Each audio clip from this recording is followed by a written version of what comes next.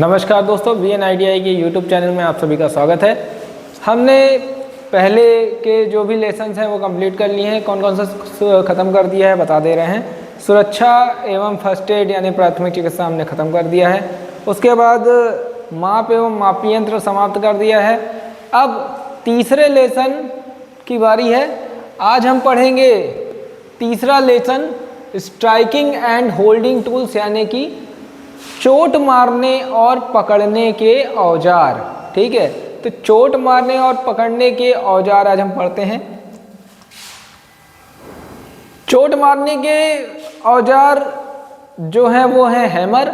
ठीक है, चोट मारने का औजार हैमर ही होता है, यानी हैमर द्वारा ही किसी जॉब पर चोट लगाई जाती है या पीटा जाता है उसे।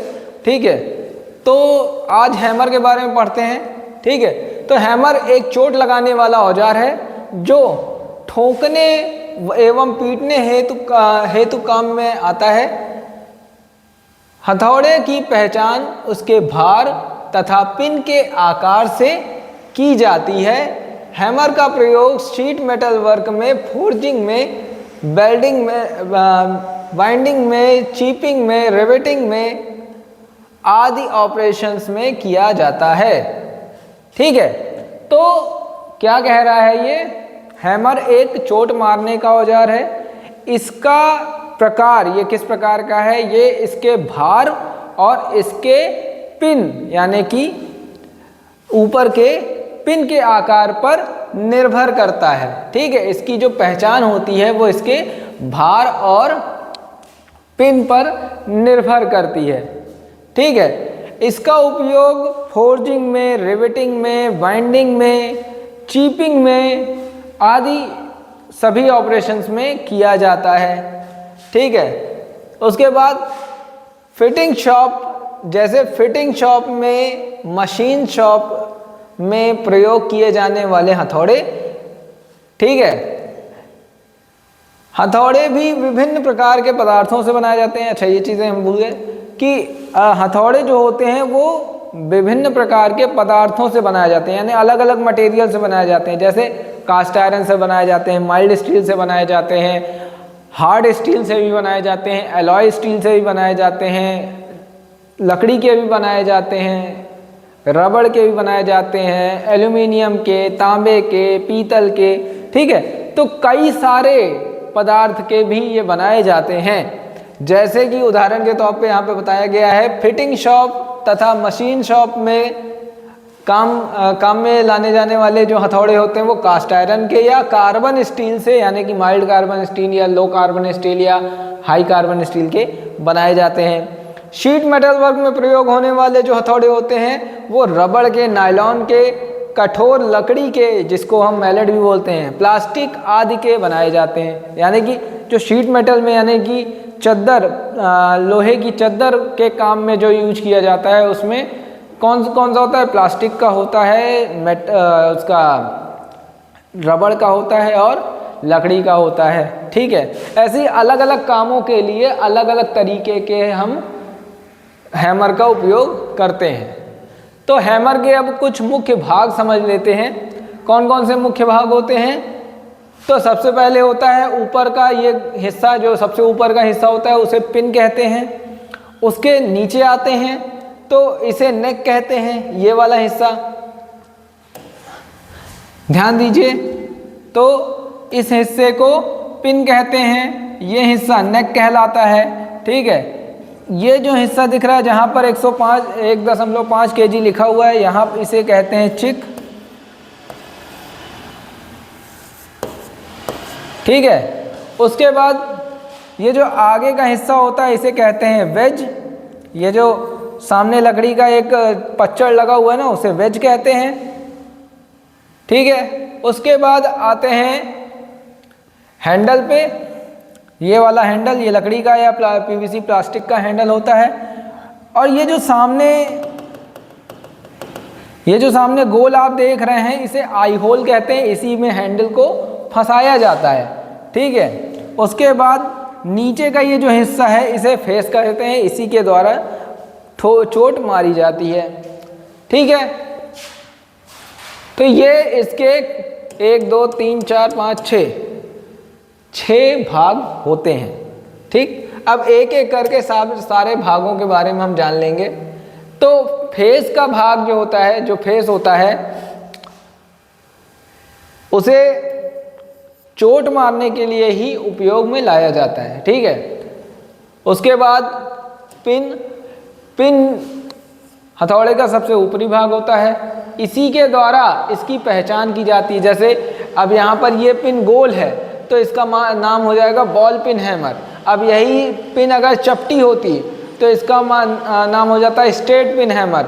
और यही पिन अगर चपटी होती और थोड़ी सी क्रॉस में होती, ऐसे आकार में होती, ठीक है, तो ये हो जाता क्रॉस पिन हैमर। उसके बाद अगर इस पिन में एक वी के आकार का शेप बन जाता, कैसा शेप, ये अगर ऐसा होता और ऐसे ये बीच में कट जाता, तब ये क्या कहलाता, क्लॉ हैमर। यानी कि इसी पिन के आधार पर इसके बहुत सारे नाम होते हैं।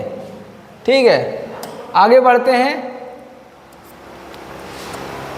यहां पर दिया हुआ है, देखिए, जैसे हेड या हथौड़े का मुख्य भाग होता है, इसके 3 भाग होते हैं, जैसे फेस, चोट मारने वाला, कुछ बड़ा भाग जो नीचे अभी बताया था हमने, पिन, इसके यह सिरे का भाग होता है, सिरे का आकार, और आकार को स्वरूप देने वाला शीर्ष होता है। यह किसी भी एक फिक्स आकार को देने के लिए होता है, जैसे बॉल पिन, क्रॉस पिन, ठीक है, स्ट्रेट पिन आदि।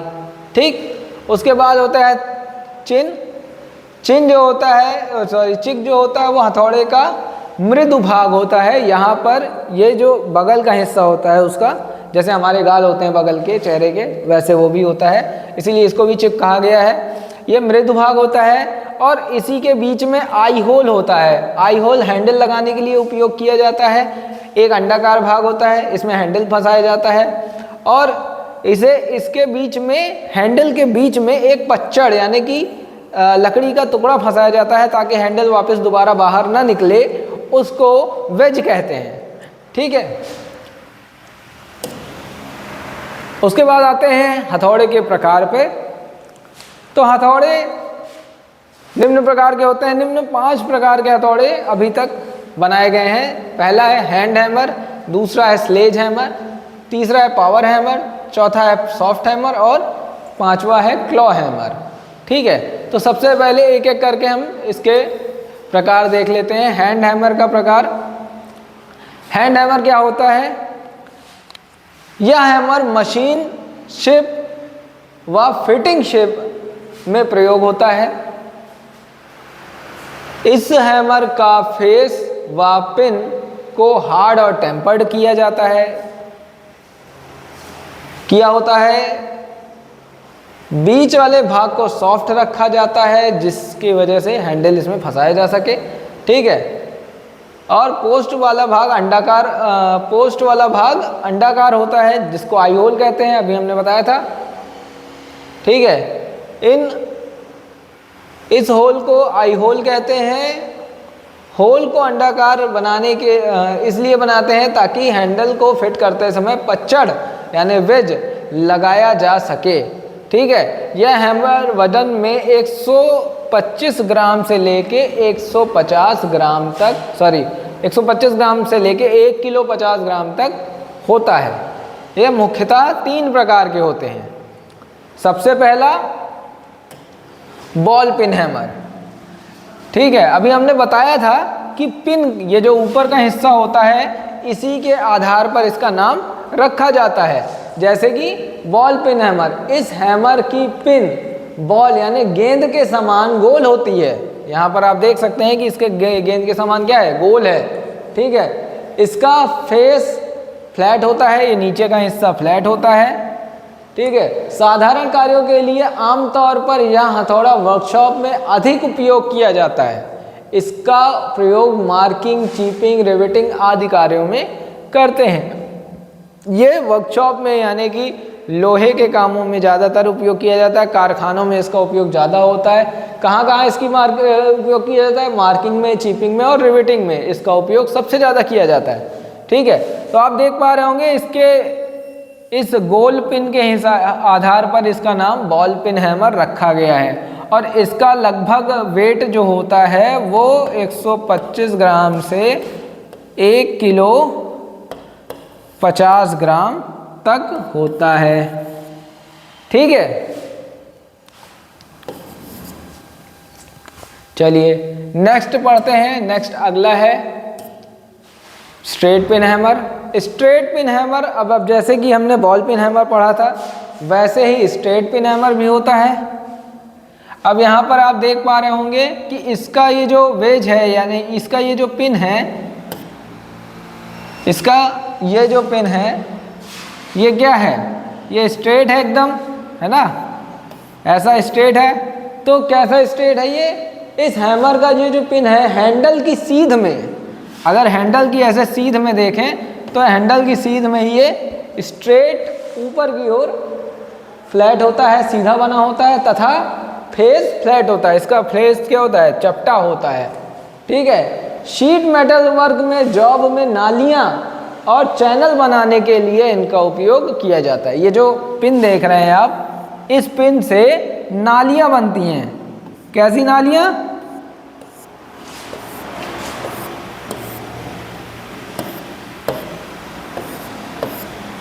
हम 3D मॉडल की सहायता से अगर देखें तो ये जो नाली बनी हुई है अभी, ऐसी नालियाँ बनाने के लिए, ऐसे तिरछी नालियाँ बनाने के लिए इनका उपयोग किया जाता है, इसके आकार का उपयोग किया जाता है।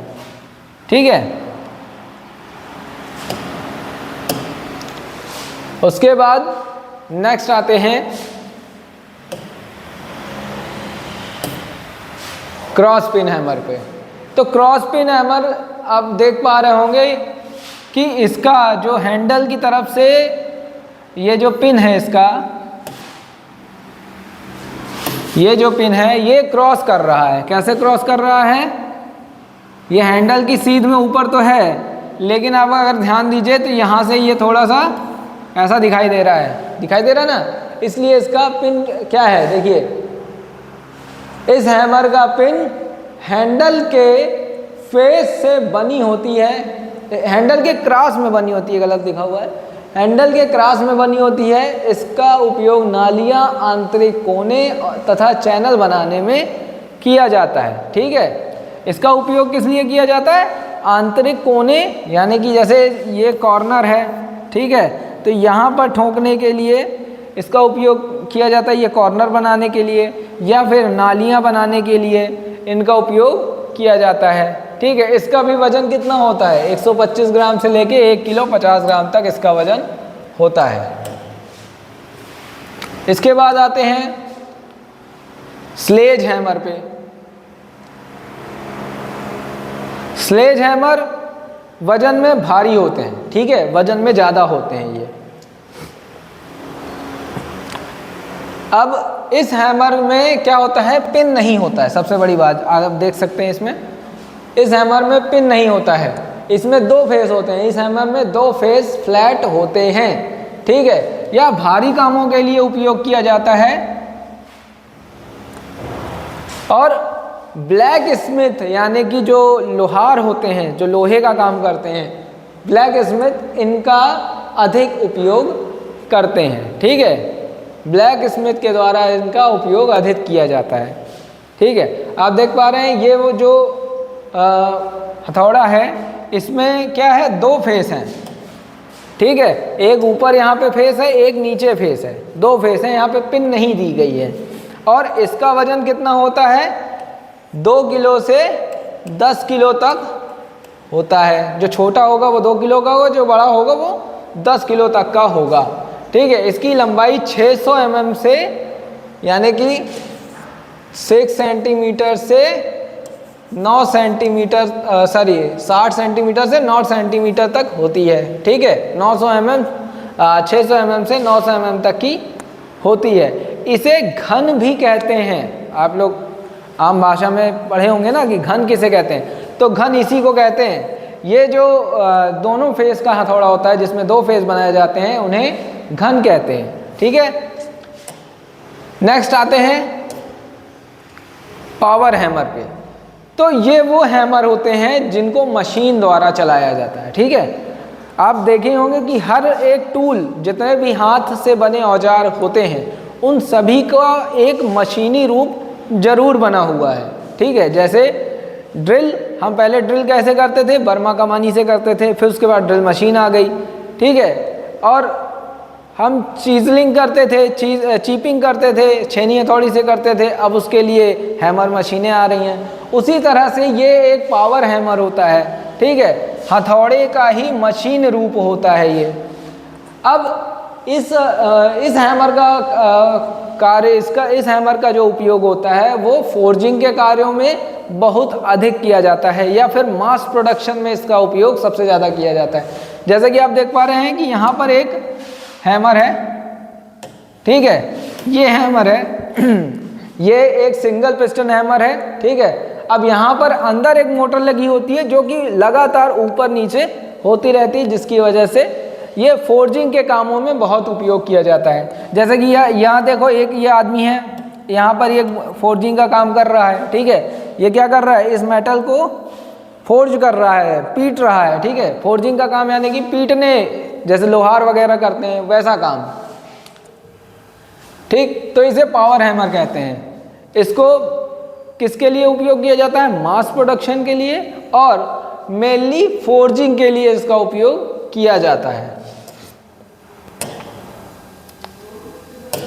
नेक्स्ट आते हैं सॉफ्ट हैमर पे। सॉफ्ट हैमर क्या होते हैं, सॉफ्ट हैमर वो हैमर होते हैं जिनको हल्के मटेरियल से बनाया जाता है, जैसे कि प्लास्टिक, नायलॉन, रबड़, लकड़ी, या नर्म धातु जैसे तांबा, पीतल, एल्यूमिनियम आदि। ठीक है, इन सब का ये बनाया जाता है। तो सॉफ्ट हैमर या हैमर प्रायः नर्म धातुओं के बनाए जाते हैं, जैसे तांबा, पीतल, प्लास्टिक, लकड़ी, नायलॉन आदि। लकड़ी के हथौड़े को मैलेट कहते हैं। ठीक है, जो लकड़ी का पूरी तरह से लकड़ी का बना हुआ हथौड़ा होता है उसे मैलेट कहते हैं। ये जो दिख रहा है आपको यहाँ पर जो दिख रहा है, इसे मैलेट कहते हैं। ठीक है, इसका उपयोग शीट मेटल वर्क में किया जाता है। इसका उपयोग फिनिश पार्ट को चोट लगाने के लिए किया जाता है।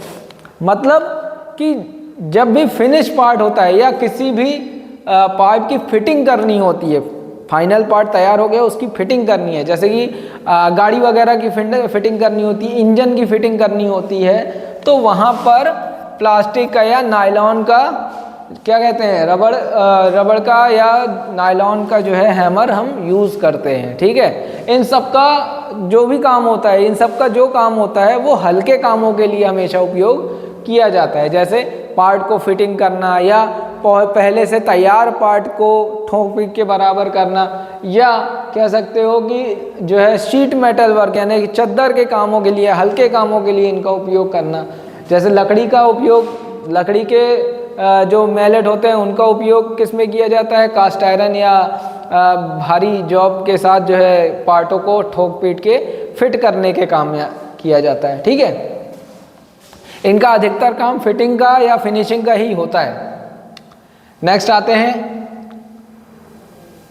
क्ला हैमर। तो क्ला हैमर क्या होता है, क्ला हैमर आप देखिए सबसे अलग होता है। ठीक है, यहाँ पर आप देख सकते हैं, हमने पहले ही बताया था कि ये एक यहाँ पर खरगोश के कान की तरह देखिए दो चीज़ें निकली होती हैं। ठीक है, दो पॉइंट निकले होते हैं, इसमें वी ग्रुपिंग कटी होती है, ऐसे ऐसे और ऐसे, ये ऐसे। ठीक है, ये कट लगा होता है, यहाँ पर आप देख पा रहे हैं। तो इस हैमर का उपयोग अधिकतर कौन करता है, कारपेंटर करते हैं। और किस लिए करते हैं, कीलों को निकालने के लिए करते हैं। ठीक है, इसका उपयोग अधिकतर कारपेंटर द्वारा कीलों को निकालने के लिए किया जाता है। इसका फेस समतल होता है, जबकि पिन क्रॉस हैमर की तरह हैंडल के से जुड़ी होती है। इसके बीच बीच में झिर्री कटी होती है, यहाँ पे ये जो झिर्री कटी हुई है देख रहे हैं। ठीक है, जिससे कील को फर्श से बाहर निकाला जा सकता है। मतलब कि इसका उपयोग ज़्यादातर कारपेंटर करते हैं, जो खीले हथौड़ी का काम करते हैं, खीले का जहाँ ठोकते हैं, ज़्यादातर कंस्ट्रक्शन वाले काम, या जो कह सकते हो जो ये लगाते हैं शटरिंग का काम करते हैं, उनके हमेशा उनके पास हमेशा एक क्लॉ हैमर ज़रूर आपको मिलेगा जो शटरिंग का काम करते हैं, क्योंकि उनको बड़े बड़े खीले लगाने पड़ते हैं, उनको निकालना भी पड़ता है बार बार, तो उनके पास ये क्लॉ हैमर हमेशा आपको मिलेगा। इसकी खासियत यही है कि इसके ऊपर एक झिर्री कटी होती है, वी के आकार का ग्रुप कटा होता है, जिससे कील को फर्श से बाहर निकालना आसान होता है। ठीक है, तो ये हो गए आपके हैमर। आगे इसके देखते हैं सावधानियां क्या होती हैं, क्या क्या सावधानियां इसमें बरती जाती हैं। तो हथौड़े का उपयोग करते समय निम्न सावधानियां बरती जाती हैं।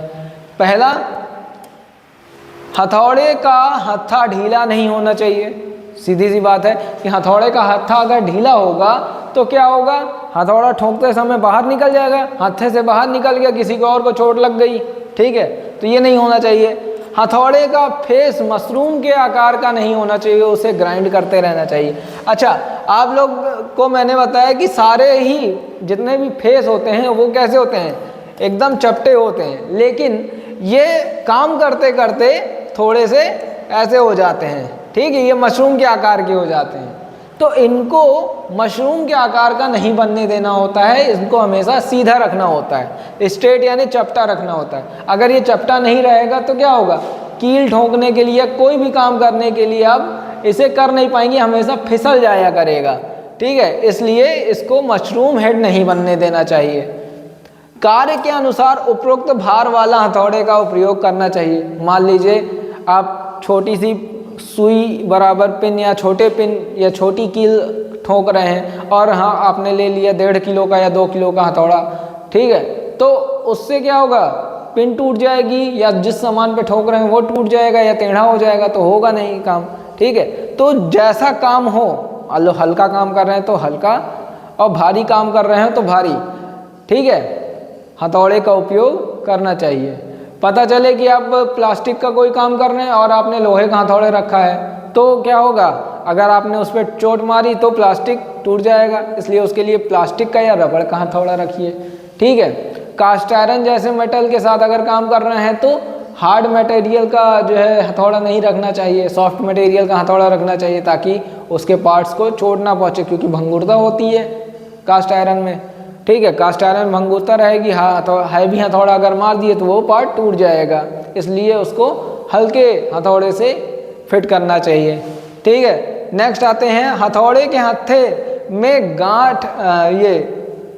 गांठ नहीं होनी चाहिए। जो हैंडल लगाया जाता है, मान लीजिए ये आपका हथौड़ा है और ये जो हैंडल लगाया जाता है, तो इसके बीच में कहीं भी, क्योंकि ये लकड़ी का तो होता ही है, तो लकड़ी में हमेशा आप देखिए गांठें जरूर रहती हैं, तो गांठों वाला हैंडल कभी यूज नहीं करना चाहिए, क्योंकि जब आप इस पर चोट मारेंगे और इस पर जब प्रेशर पड़ेगा तो ये गांठ, ये जो हैंडल है ये गांठ से ही टूट जाएगा और टूट के किसी को लग सकता है। इसलिए कभी भी गांठ वाला हैंडल नहीं लगाना चाहिए। ठीक है, उसके बाद क्या नहीं करना चाहिए, हथौड़े के फेस व हैंडल पर तेल आदि नहीं लगा हुआ होना चाहिए। बहुत सही चीज़ कह रहा है कि अधिकतर ये चीज़ होती है, जो आपके कारखानों में काम करने वाले जो लोग हैं, या कह सकते हैं आप जो इंजन के साथ या मोबिल वगैरह के साथ या ऑयल वगैरह के साथ काम करने वाले लोग हैं, जो ग्रिड पे काम करने वाले लोग हैं, जो कह सकते हैं जो तेल निकालने वाले कंपनियों के साथ जो काम करने वाले लोग होते हैं, उनके हथौड़े में अधिकतर आपको तेल लगा हुआ मिलेगा। क्यों लगा हुआ मिलेगा, क्योंकि वो तेल के साथ हमेशा काम कर रहे हैं। भाई इंजन खोलने वाला व्यक्ति है तो वो क्या करेगा, इंजन खोलेगा, इंजन से ऑयल निकला तो वो उसके हाथ पे लग गया, उसके बाद हथौड़े में लग गया, तो ये चीज़ नहीं होनी चाहिए। ठीक है, हथौड़े के फेस पे और हैंडल पे कभी भी तेल नहीं लगा होना चाहिए। उससे क्या होगा, हैंडल फिसल सकता है, हथौड़ा जिस पर चोट मारोगे उस चोट की वजह से उस जॉब से फिसल के किसी और जॉब में लग सकता है। ठीक है, तो फिसलने के चांसेस ज़्यादा रहते हैं, इसलिए इसमें तेल नहीं लगा होना चाहिए। आखिरी क्या है, टूटे हैंडल वाले हथौड़े का उपयोग नहीं करना चाहिए। अगर हैंडल टूटा है तो पहली बात, अगर हैंडल टूटा रहेगा तो क्या होगा कि हथौड़े का उपयोग करने में आप कंफर्टेबल होगे ही नहीं, क्योंकि उसका भार आप बैलेंस नहीं कर पाओगे। ठीक है, इसलिए हैंडल टूटा हुआ नहीं होना चाहिए। और दूसरी चीज़ क्या कि अगर हैंडल टूटा हुआ है तो वो पकड़ने में असुविधाजनक रहता है और उससे चोट लगने पर असुरक्षा ज़्यादा रहती है, दुर्घटना होने के चांसेस बढ़ जाते हैं। ठीक है, इसलिए टूटे हुए हैंडल का उपयोग नहीं करना चाहिए। और टूटे हुए हैंडल का उपयोग करते करते हाथ में भी लग सकता है भाई, टूटा है तो। ठीक है, तो ये हो गए आपके हैमर, कौन कौन से हैमर हैं और उनकी क्या सावधानियां हैं, ये इस क्लास में कंप्लीट हो गया है। इसका अगला भाग में हम पढ़ेंगे जो पकड़ने के औजार होते हैं। ये तो हो गया स्ट्राइकिंग का औजार यानी कि चोट मारने के औजार। अगले लेसन में हम पढ़ेंगे, अगले भाग में हम पढ़ेंगे होल्डिंग टूल्स यानी कि पकड़ने के औजार, यानी कि किन किन औजारों द्वारा हम जॉब को पकड़ते हैं। ठीक है, तो आज के लिए इतना ही। अब नए भाग में हम नई जानकारी देखेंगे। धन्यवाद।